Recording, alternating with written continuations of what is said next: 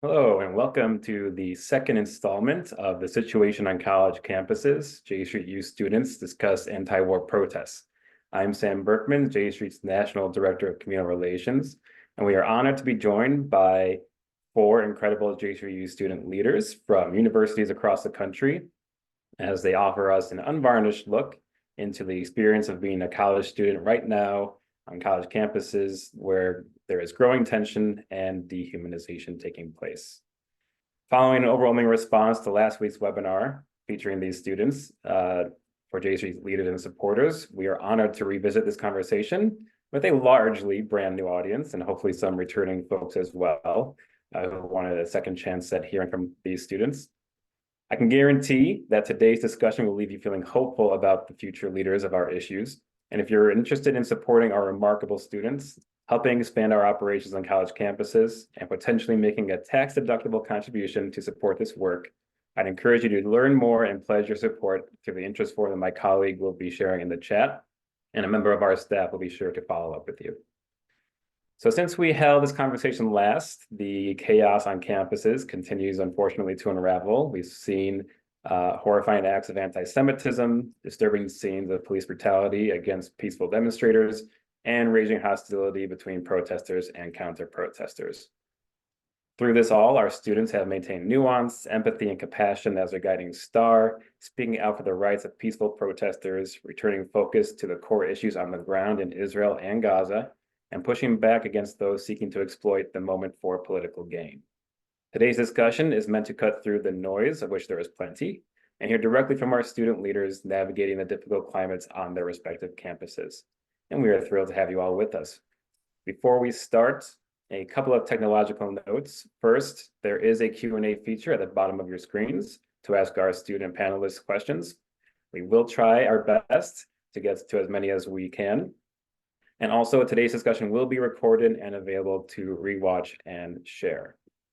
So now, to introduce those fantastic speakers, we have Lauren Haynes, a junior at the University of Michigan, who serves as president of J Street U's National Board. Her commentary on the current protests and police response has been featured in the Forward and the Washington Post.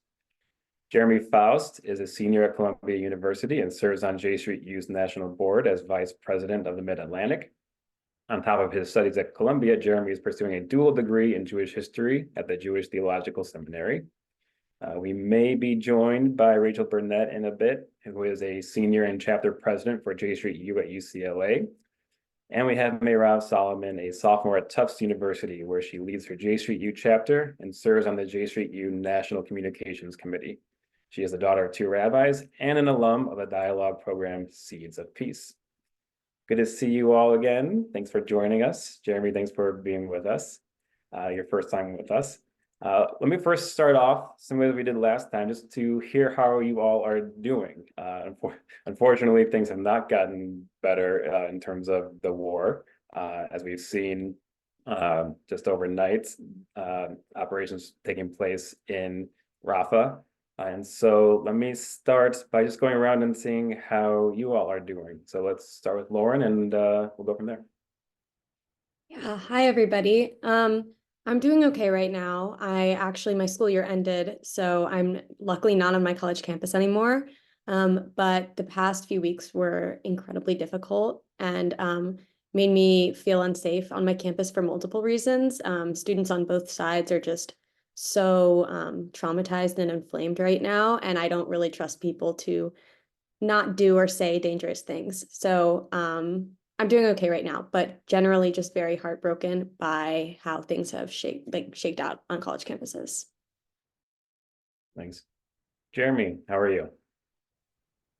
Hey everyone. I can't say I'm doing great.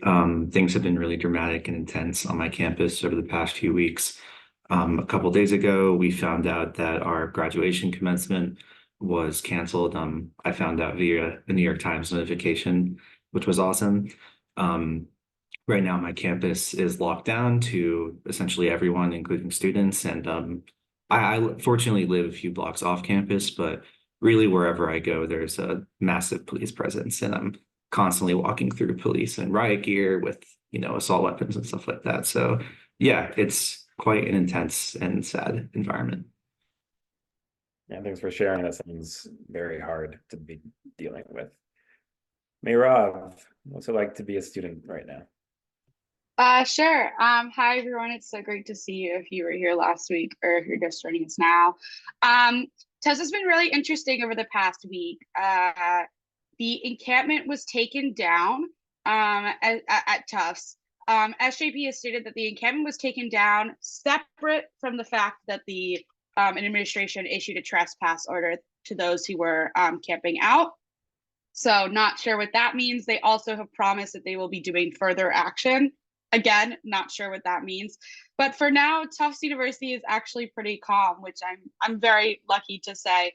But unfortunately, just because our encampment has gone away and maybe our university has calmed down, given that this is the week of their last week of finals right now, that doesn't mean that things in Gaza have gotten any better.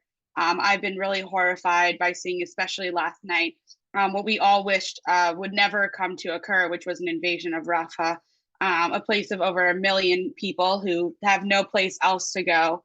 And that is increasingly worrying to me, as well as the fact that as I leave campus, I'm realizing how much is left, how much work is left to be done. There really wasn't so much dialogue towards the end of this. There was no real resolution. Just because the encampment went away doesn't mean these divisions and these conflicts and these conversations that never happened, like they need to happen. They need to be happening. There's more work to be done. And it's unfortunate that we're leaving campus in this sort of situation as well. Thanks for sharing. Rachel, how are you doing? Hi, I'm sorry for joining late. I'm all right. It's like Jeremy, every time I enter campus, there's police and riot gear. When I was there yesterday, I was in class, and in the middle of class, we were told classes are now virtual for today. And then later yesterday afternoon, we're told classes are virtual for the rest of the week. And yeah, so walking around campus yesterday, like I saw people not just in like riot gear, but like in green full like military gear, like sheriffs. But so I don't know what that was about. 45 more students were arrested yesterday morning, apparently on like attempted burglary, but I'm not really sure what. And then there was also like people were saying that like they were arrested for like curfew violations, which shouldn't apply to students. And I didn't even know that was a thing. So there's just like a lot of, I think, confusion right now about what's happening to us. Classes are virtual for the rest of the week, but that's, yeah, I'm obviously like things on campus are very tense, but I wish that we were able to like gather in person as a community, because I remember how isolating it was as a senior in high school to finish my year like that. And yeah, I mean, everything that's going on right now is so horrific, not like outside of our campus, as Mayrob said, given what looks like to be an imminent invasion into Rafah. So I hope that we're able to gather productively as a community in light of what's happening. Well, thank you all for sharing, and I can only imagine how difficult it is to finish out the school year under these circumstances. I thought it'd be helpful for our audience to, if each of you would lay out who the players are with these protests and counter protests, what their demands are, and what the responses have been from your administrations to date. We'll see if we can, I know it's complex, we'll see if we can keep it as succinct as possible. We'll just go back the other way. Rachel, if you don't mind, we'll start with you. So we have the encampment, and that is SJP, Students for Justice in Palestine, JVP, Jewish Voices for Peace, and then UC, as in University of California, Divest. And their demands are for the university to divest from what they say, quote, anything that is complicit in Israeli occupation, apartheid, and genocide, which so that is verbatim their demand, and then also for the university to divest. They are asking for full divestment from also LAPD on campus. They're also asking for the university to call for a permanent ceasefire. And then they're also asking for an academic boycott. So they're asking for the university to stop, any Israeli study abroad programs. And then they're also asking to boycott UCLA's YNS Nazarian Center for Israel Studies, which I am a fellow for the center. It's the center's not affiliated with, the state of Israel. I'm against academic boycotts in general, but it's, I think, particularly offensive to me to try and boycott the center, because that is such a vital tool for educating our campus about Israel Palestine. So I was particularly upset just personally about that demand. And then we also have, the counter protesters. So a week from Sunday, there was a counter protest organized by the Israeli American Council, IAC, sponsored by SSI, Students Supporting Israel, the Jewish Federation, and a few other groups.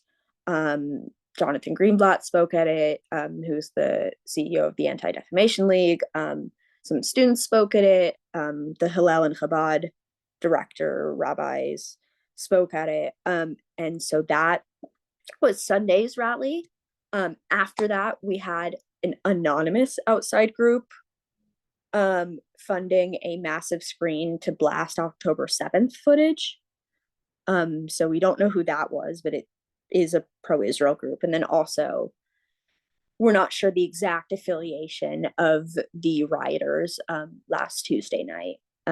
We know that they're pro-Israel and, but we don't know exactly what their group affiliation is. So those are basically the main cast of characters at UCLA.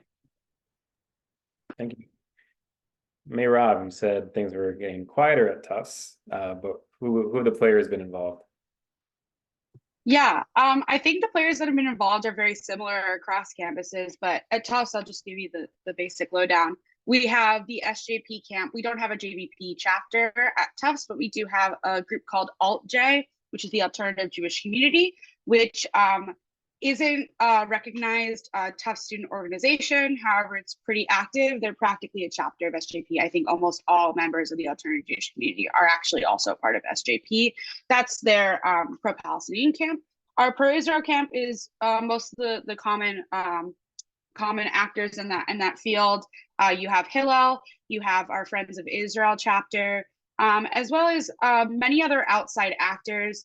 I think we talked about this last week on the other seminar, but outside actors have been really,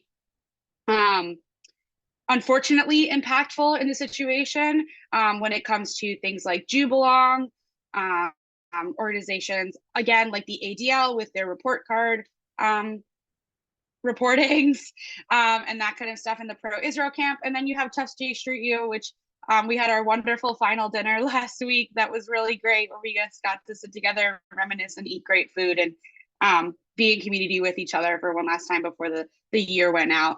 I think one more thing that I wanted to mention about actors is I would like to disabuse us of the notion that either Iran or Hamas is funding these protests. I understand as an international relations student who focuses in the Middle East, I understand how all these players can benefit from these protests happening on either side.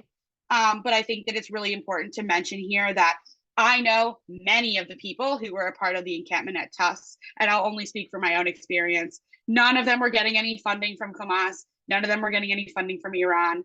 That is, I think, a point of news that is purely out there to fearmonger. And I'd just like to disabuse people of that notion really quickly before we get into more discussion.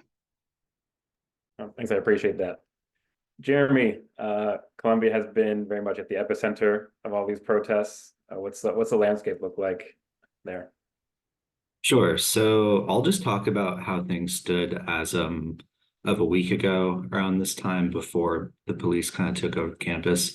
The main player that kind of initiated the encampment and like kind of folded in a lot of pro-Palestinian left-wing groups was or is Columbia Apartheid Divest, CUAD, which is an organization of students that have released demands as a part of their protests where the university would, divest from Israel and its like holdings in the Israeli economy, do academic boycotts, and essentially just follow the principles of BDS. A part of Columbia Apartheid Divest are the remnants of our SJP and our JVP chapters, which were banned on campus, I think in November of last year, but members are still around and their social media accounts are still active. And then there are also a lot of other clubs on campus that are part of CUAD, the vast majority of the political clubs and the clubs having to do with ethnic studies, or some clubs that really have nothing to do with politics have signed on to CUAD, which asks that no clubs communicate with each other that do not sign on to a BDS kind of platform. Another big part of the Jewish community's involvement in the encampment is this group Jewish Voice for Ceasefire, or Jews for Ceasefire, which is a group of kind of left-wing and center-left students who have been pretty active in the encampment. And then kind of to the right of that are J Street students just like us who haven't been too active in the encampment, but still sympathize with some of the more broad demands of some pro-Palestinian protesters. So yeah. Great, thank you. And Lauren. Yeah, so Michigan, I think, is kind of an interesting example. We have a very large Jewish community, about 5,000 Jewish students, undergrad and graduate. And we also have a very large Muslim and Arab community because we're very close to Dearborn, Michigan, about 30 minutes away. So that makes campus dynamics kind of interesting when we get to this issue. Much like Columbia and UCLA, we have a divestment coalition, and they're pretty powerful. I believe their encampment is still up on our diag, which is like the central location on campus. I know that they interrupted graduation a couple days ago and it made the front page of the New York Times, which is very interesting. So they have a lot of power and influence on our campus, even though they were started very recently, I think in January. But something that I think differentiates these pro-Palestine protests from protests in the past, like during the civil rights movement or during the Vietnam War, South Africa apartheid protests, which are called upon a lot now when we're talking about the history of student activism.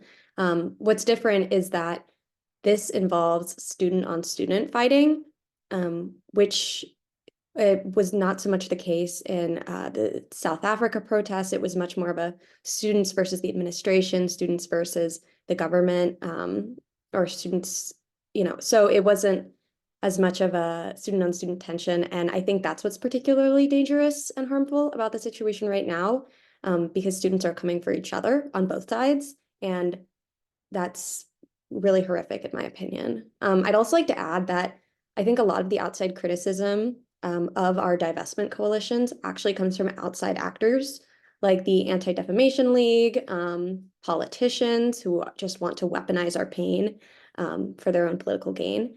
And even outside protesters, like at UCLA, there were lots of students who came in, or not students, but other people who came and wreaked havoc on the campus. So I want to emphasize that a lot of the turmoil on campuses is being caused by outside people, and it's something that really needs to be left to the students to resolve. Thanks for the rundown. I think that's helpful for all of us to understand where how it's all playing out on each campus. One of the things that I know many of us have appreciated from J Street U has been the insistence on acknowledging the humanity on all sides of this debate. And I'm just curious, I feel like I have to ask this, just among the anti-war protests, have any of you, and you can just by a show of hands, I can call on you, have any of you witnessed any support for or calls for the release of hostages from these protests? Rob, you want to speak to that? Yeah, so last week I made the definitely uncomfortable decision to really put myself out there and get to know the people at the encampment and try to see how I could meaningfully contribute to the ways in which I could stand in solidarity with what they were doing, and then also stand back when I didn't feel that way. So they were holding a liberation Seder I had had some friends who had gone the week before, and I decided last Monday I was just going to try it out and go and see what happened. There were many things about that Seder that I personally disagreed with in the ways in which it was held. But I was very surprised and in some ways delightfully surprised that they talked about what it meant when we say L'Shana Haba Yerushalayim, that we're talking about being in a Jerusalem in which the hostages are released. There's a ceasefire. People in Gaza aren't having to live under famine conditions. We talked about that a lot. And I think it's upsetting that I was surprised by that. I think that that whole situation, the fact that I could be surprised by somebody mentioning the hostages is in and of itself a complex situation. But I do want to say, like, I've talked to many people at the encampment. I'm in a lot of their classes. We have a final tomorrow. A lot of them also call for the release of hostages just as much as they call for a ceasefire. And I think that that's something that's not really talked about a lot because, again, it's nuanced. It's not sexy. The media doesn't like to cover that. But it's there, at least at Tufts. I won't speak for any other campus. Yeah, thanks for that. It's good to know that. Lauren, as president of J Street U, I'm curious if you can tell us how J Street U has been responding to the moment, how your message is being met, particularly as we have seen across the board just an increase in anti-Semitic rhetoric and activity as well. Yeah, well, right now, I think our main focus as J Street U is just to try to help get our students through all of this. It's already been a very difficult year, and we're all incredibly concerned and heartbroken with what's happening in Gaza right now and how the hostages are still being held in captivity. So we're holding that and also seeing very intense turmoil on our campuses. So we're really just trying to be there for students, give them a platform, take each situation on a case-by-case basis. There's been an increased need for media requests from a lot of our students. So we've had students on the news, students on NPR, and quoted in other large publications. So we're really trying to get our voices out there, but not putting a lot of pressure on our students to try and organize since they're still dealing with finals and also trying to reconcile what's happening in the Middle East. Thanks for that. Something I wanted to ask all of you is pre-October 7th, it's that this discourse was still going on in terms of Israel-Palestine. And it's not new for J Street U to feel in between camps, stuck in the middle, if you will. But I'm curious if you could speak to how that conversation on campus shifted post-October 7th, and if even within that period, if we've seen a significant shift over the last weeks and month or so. Jeremy, you want to start? Sure, yeah. So I think before October 7th, Columbia already did have a pretty robust discourse regarding the Israeli-Palestinian conflict, but things were really not as intense and violent and, just attention seeking as they are now. I think the clubs would all kind of host their events and occasionally host protests, but things really never got in the way. I remember during 2022, when J Street hosted our Breaking the Silence event, we had members of SJP, JVP, our Student Supporting Israel chapter, and various other right-wing pro-Israel groups come. And, it was intense, and like it wasn't the most like friendly aura in that room, but it was really fine afterwards. And I think everyone kind of left to go do homework or go to bed after. And compared to today, it's really, really shocking. There's been a lot of rhetoric on campus that has been way beyond anything that I would have expected pre-October 7th. Something I want to mention is that on our campus, there has been a number of instances of anti-Semitism coming from people within the encampment and from people who are protesting outside of our gates who are not campus affiliates. That type of stuff hasn't really been addressed by those within the encampment and outside. So it's been quite shocking. And I think if you were to ask me from a year ago if stuff like this were possible on my campus, I really wouldn't believe it. Lauren, I see you wanted to get in. Yeah, I'd like to add that there has absolutely been an increase in anti-Semitism on campuses since October 7th. However, of course, the right likes to kind of distort what that is. But the rhetoric about Israel-Palestine has been very present at the University of Michigan all the years I've been here, which I think is great. And I love to be on a politically active campus. In the past, I didn't sense any anti-Semitic rhetoric coming from the pro-Palestine camps or from our Students for Justice in Palestine chapter. And in fact, I even participated in some of the protests in the past. But this year, I did begin to see some instances of anti-Semitism. There was a student who is the leader of our Students for Justice in Palestine chapter who issued a death threat to all Zionists on campus or anyone who supports Israel. And there were also acts of vandalism committed against our Hillel building. There were swastikas spray painted on it multiple times in 1 week. So those have been particularly striking to me. And what's really bothered me is that the divestment coalition, the people who are in the encampments, have refused to call out those things. And in fact, sometimes supported them. And like Jeremy said, that's not something I could have ever imagined happening on my campus.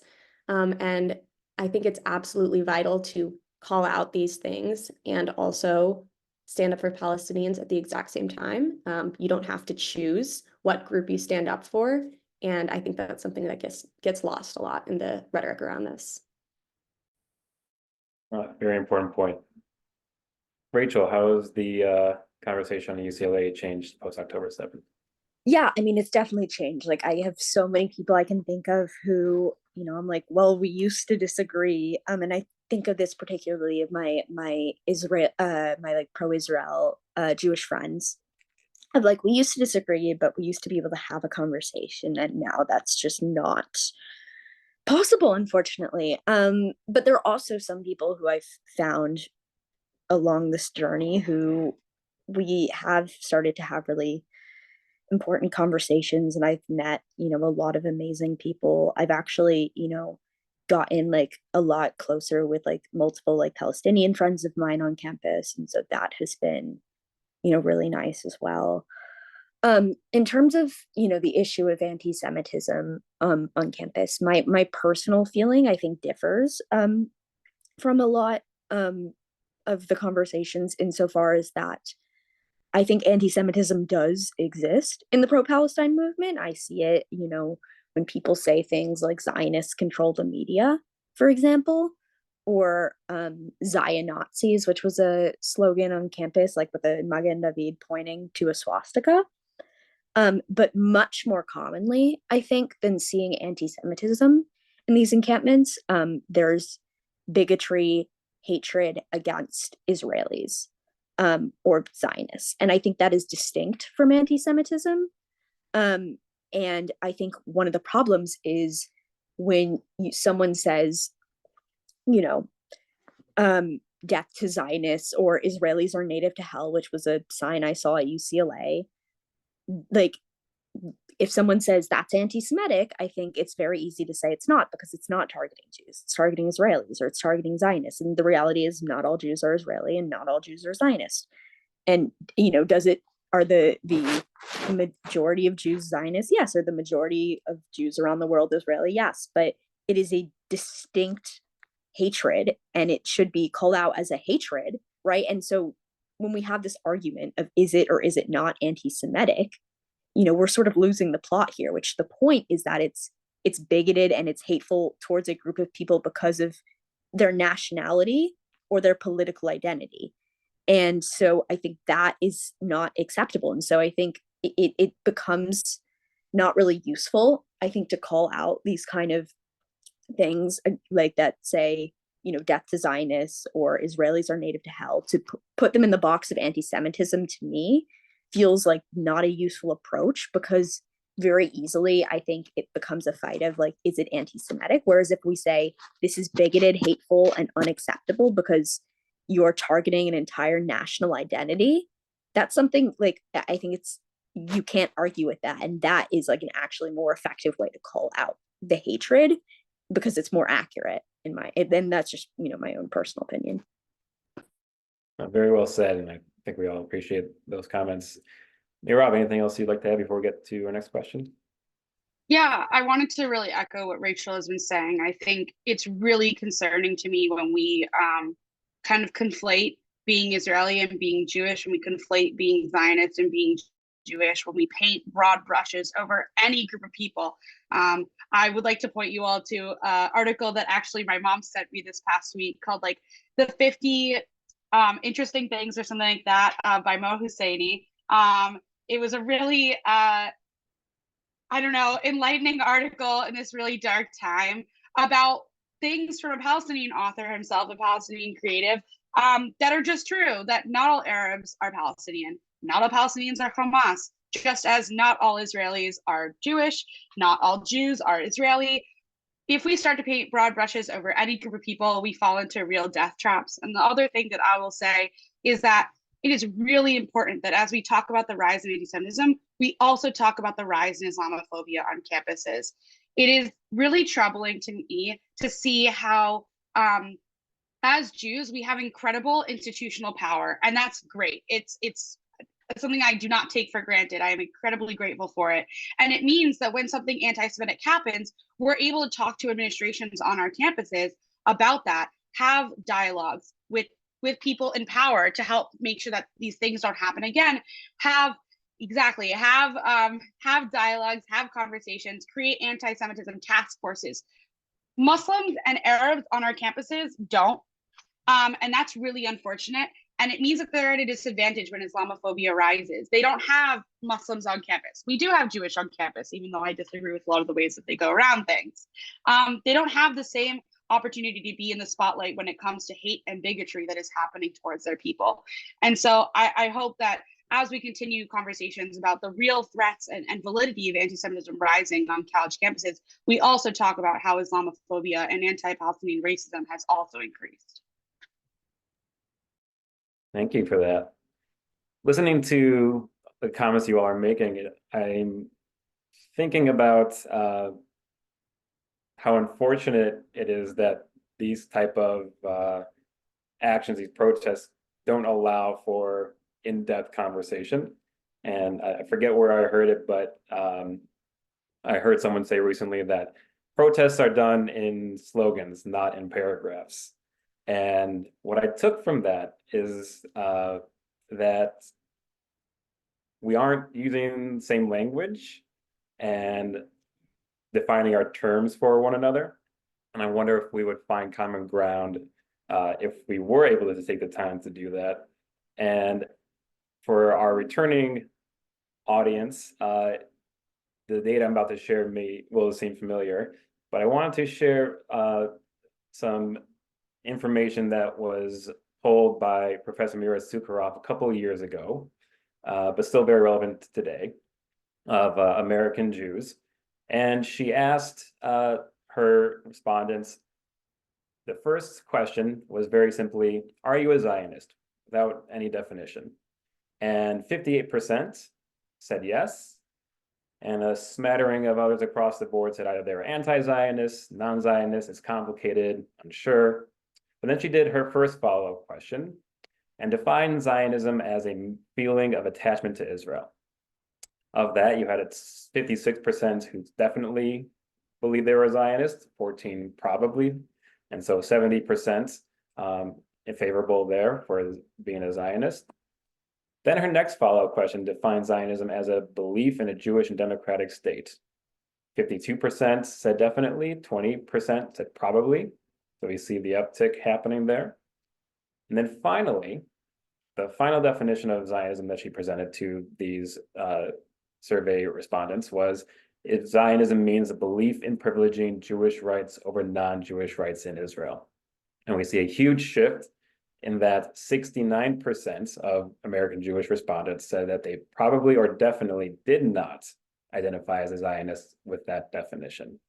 And I think that last slide, that last data point, really speaks to what I imagine most of these protesters capture in their minds when they think about that term Zionist and Zionism. And so Jeremy, I turn to you if you see that as accurate, and if you think there's room for us to try to dispel some of the differences in this terminology and make space for common ground.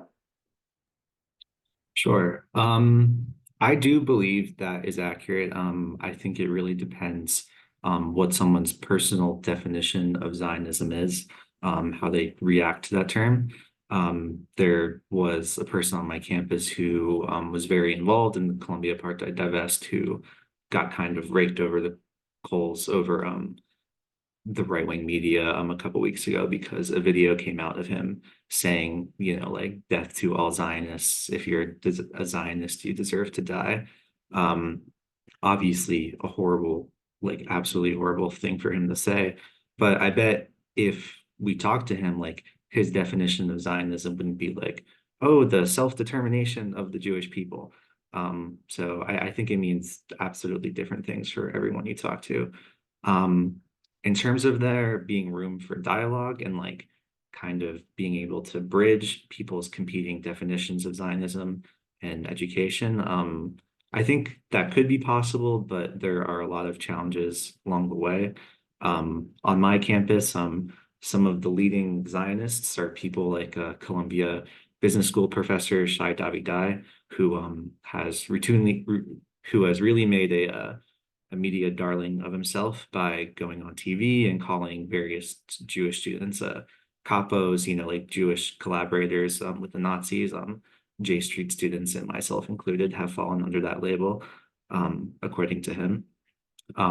There's people that are really just more interested in creating nasty rhetoric rather than violence on both sides, including him and including the people who were occupying our encampment over the past few weeks. So yeah, I guess it's possible. I don't really know how to get everyone to sit down in the room together and, you know, listen to a PowerPoint that's like, what does a Zionist mean? But I would be super open to ideas. Well, we'll save that for the next webinar.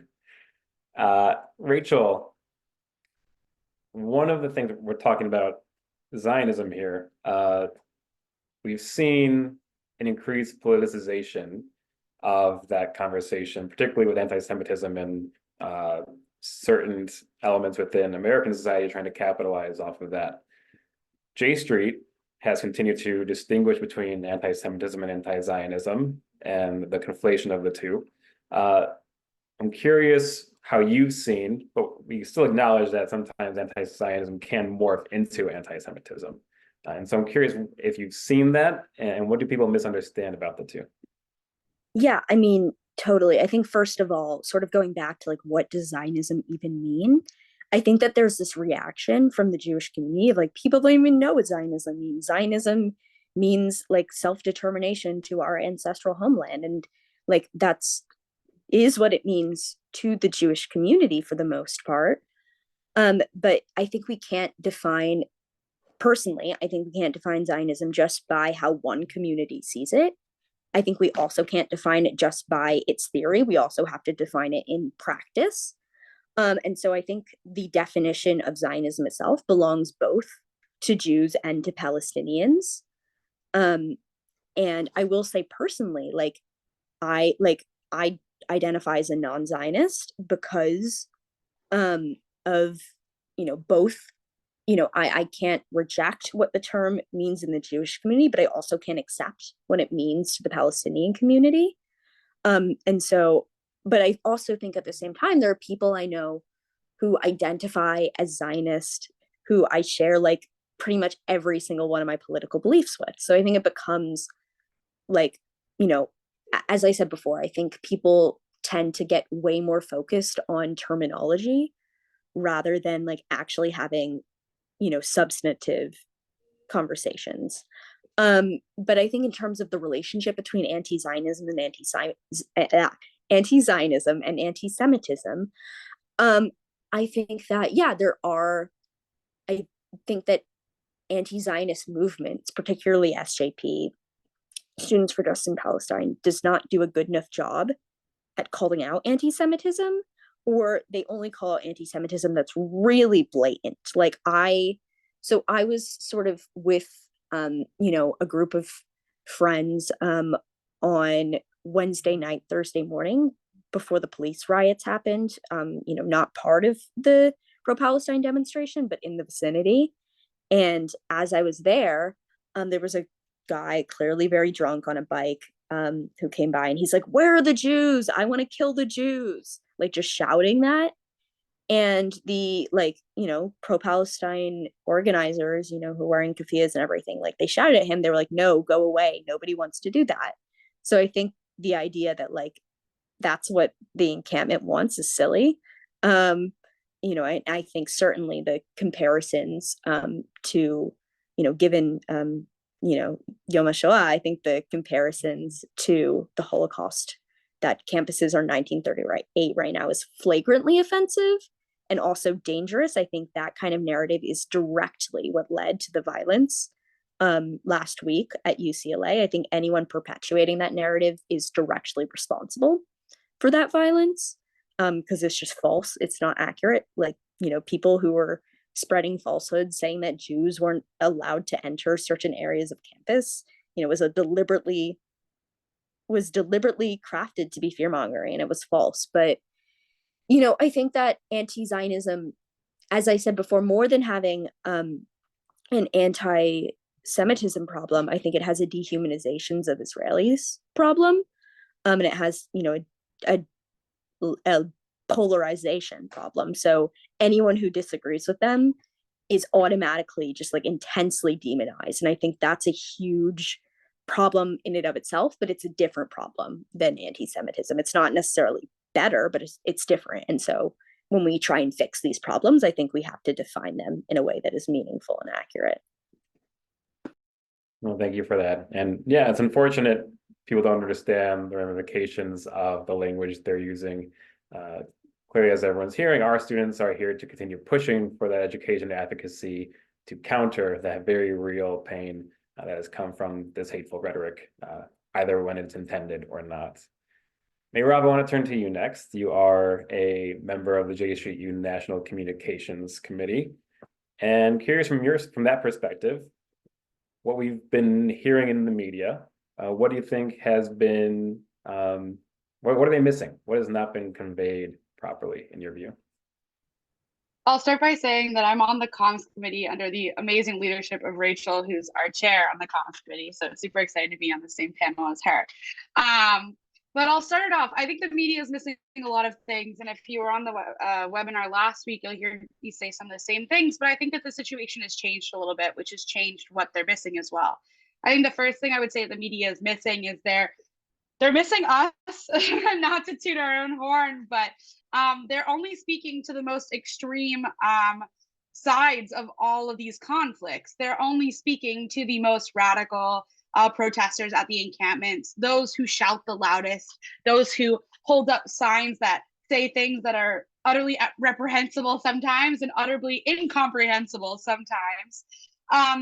They're not talking to students like me, like those on our panel, like those on my campus right now, who are, I think, in general, looking for peace, looking for dialogue, looking to confront preconceived notions. That's what we're supposed to do at college. We're supposed to be uncomfortable. We're supposed to learn to grow. But that's not really sexy. Nuance isn't really exciting for the media. And so, unfortunately, we get what I've been seeing on CNN and Fox News, which I've been unfortunately tuning back into over the past couple of weeks to see what people are talking about. And on one side, I see the Trump trial. On the other side, I see what's going on in colleges. And I see nothing about what's going on in Gaza. And that is incredibly devastating to me. The second thing that I think the media is missing is they're missing a general conversation that needs to be happening as well on college campuses. Notice that a lot of you have been asking the questions about what we think about administration response, and I hope that this helps maybe easier or help your understanding of what's going on. I think that we need to be having a conversation around campus safety in general, what it means to feel safe on a college campus. And this is where I talk about what it means to feel safe on a college campus, regardless of your identity, regardless of your religious beliefs, your political engagement, everything. What your rights are as a student to feel safe on your college campus. again, I want to caveat this with being unsafe is very different than being uncomfortable. As I said before, being uncomfortable is personally what I think. If you're feeling uncomfortable, your college is doing the right thing. It means it's pushing you. You're going to classes that are challenging you with different people who have different backgrounds and different identities. That's how you grow and that's how you learn. Of course, there are real situations of students being unsafe. We've seen an increase in the risk and insecurity of students on college campuses, especially as police forces have been brought onto college campuses, and students have been empowered and in partial ways for UCLA, as far as I'm concerned, encouraged to engage violently as counter protesters with the encampments. And what we're seeing is an increased situation of unsafe young college campuses for all students. It doesn't matter if you're Jewish or you're Palestinian or you're Israeli or you're Muslim.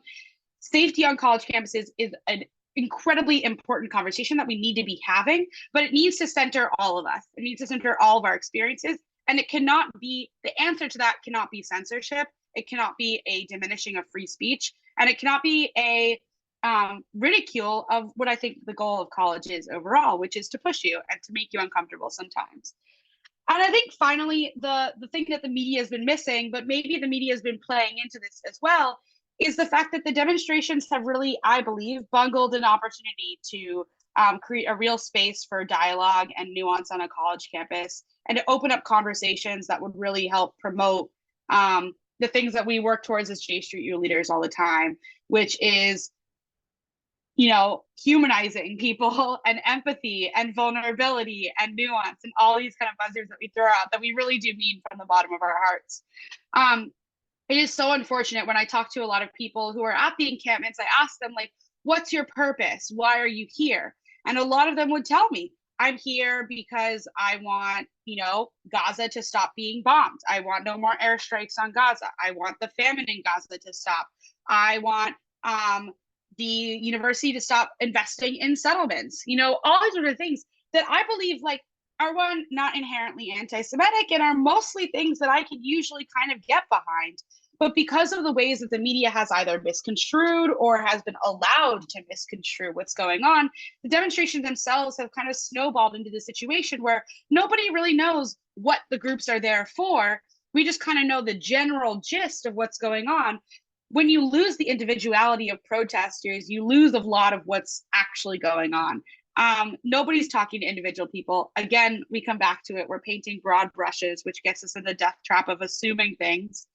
And it's really upsetting to see in the media how they've kind of taken this opportunity to paint broad brushstrokes over Palestinian students, pro-Israel students, over students in general, and kind of talk down to us as if we don't know our own experience. I think the final thing that I'll say that the media is missing that I didn't mention on last week's webinar is that, and this is no offense to them, a lot of them haven't been to a college camp or haven't been a college student in like 20 or 30 years, which is fine. But it also means like a lot of them have never been college students in a post October 7th world. And I'm not saying this as well to make myself sound like I'm unique and I'm special, but this is a special time that we're living in, and an extremely unique time that we're living in. And our experiences aren't being heard on a large scale. And so it's incredibly upsetting to me when I see the media making conclusions, going on talk shows and having commentary, and it doesn't seem like they've ever talked to a student at all through this entire experience. I think they're really missing an opportunity there.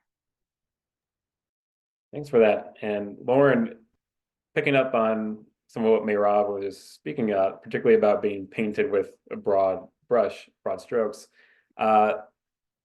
It's not new for the media to frame this Israel-Palestine discourse, particularly even now in with the protests, as a overly simplified dichotomy. You're either pro-Israel and anti-Palestine, or vice versa. Something that J Street has certainly dealt with over the course of our existence. And I'm curious if you have a frustration with that. Do you feel seen or heard in this moment as President J Street U? Yeah, that is one of my biggest frustrations. I definitely feel seen and heard in J Street spaces and similar ones because I can hold being pro-Israel and pro-Palestine, speaking up for both peoples. But I think when it comes to this issue, people take the like American political divide how we experience issues on this like very dichotomous binary system, and they apply the Israel-Palestine issue to that and think that you can only be either pro-Israel or pro-Palestine, and that you have to either be a Zionist or an anti-Zionist. And that's what's particularly hard for me. And I think on campuses, we're experiencing a lot of absolutism where people will refuse to talk to anyone who identifies as a Zionist, or they'll refuse to talk to anyone who is part of the divestment coalition. And I always tell people that I am on the side of humanity. And I think that's actually what most college students would identify as, but they are afraid to say something like that because of the political and social repercussions of allying yourself with a certain cause or allying yourself with a certain organization. Yeah. Jeremy, one of the questions I'm seeing from our Q&A is, if you could speak to this, among all the protests, who have been your allies that you've identified on campus, who you felt supported by, any particular obstacles in your work? I don't know. I've had some professors who have been pretty nice and understanding. I'd say broadly, I think I feel very at home in the J Street U community that exists at Columbia and like the various J Street staff that I've been working with. I can't say such nice things about like the institutional Jewish community at Columbia, which has taken like a very hard line pro-Israel stance, more so than it has usually. It's been like very disheartening to see, Hillel staffers at Columbia stand with the super pro-Israel counter protests on campus, same protests that have repeated Islamophobic rhetoric and bigotry at students. I've felt that, I don't know, I've had allies and my family, my parents who are on this call have been super supportive to me over the past few weeks. And I really just found community and a lot of my friends who are level-headed and not super into the rhetoric on both sides, and those in J Street who, I agree with anyway. Rachel, same question to you. Who have been your allies over the past weeks? Yeah, I agree that like, my peers who I share ideology with have been really, really meaningful. I've had two really incredible professors who are very active on this issue. And so that to me has been incredibly meaningful. I think both like for them as like a resource and a mentor to me, but also to see like, grown adults saying sensible and reasonable things. And obviously they're like very accomplished, like they're professors, and so I think it makes me feel like valid, like it makes me feel like what I'm thinking and saying is okay. And so it's just a really, really nice feeling that, and I try and cherish the nice feelings I have because they're fewer and far between as the weeks go on. And yeah, obviously J Street U, both the students and the staff have been such an incredible community and resource for me, and just being able to have these really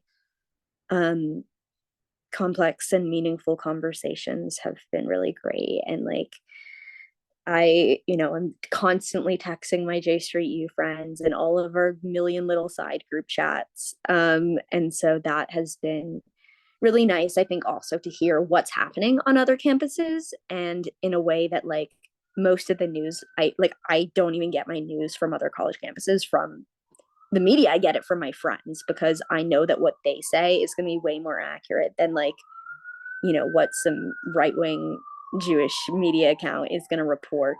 Because I literally was reading about, there was a story, and I think everyone has sort of accepted the story that like Jewish students were being blocked from the encampment, and UCLA is blocking Jewish students from the encampment. And, that is like a story that went like super viral and was like widely accepted. And like, it's totally false.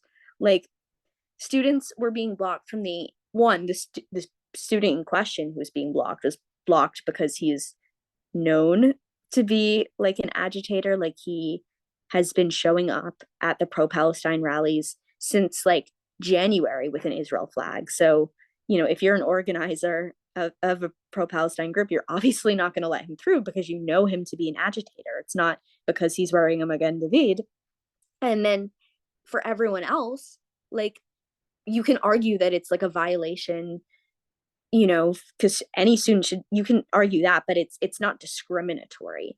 Every student who wanted to pass, they asked, do you have someone in the encampment who can vouch for you? If you wanted to enter the encampment, you needed someone in there to vouch for you. But that's not, you can say it's, you know, restriction of movement, but it's in no way, shape, or form discrimination against Jews.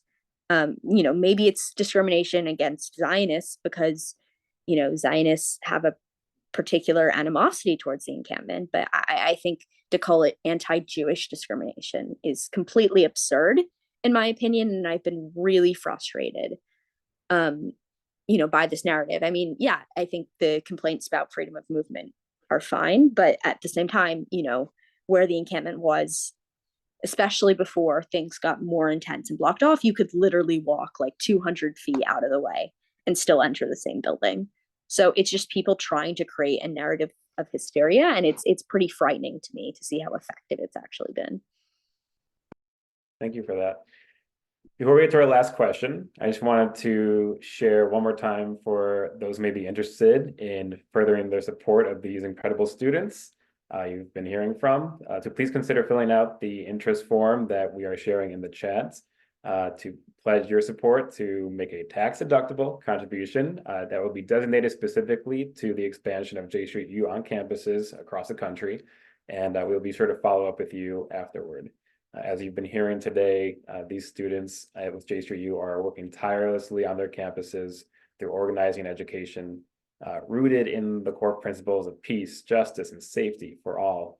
And so together, I will hope we can show our remarkable young leaders that they are not alone in their fight. And with that in mind, Lauren, I want to give you the last word to share, aside from financial support, what can our audience, what can J Street do to help support you and J Street U, mindful of, as we all are, how outside players with their agendas inserting themselves is not always helpful. How can we support you?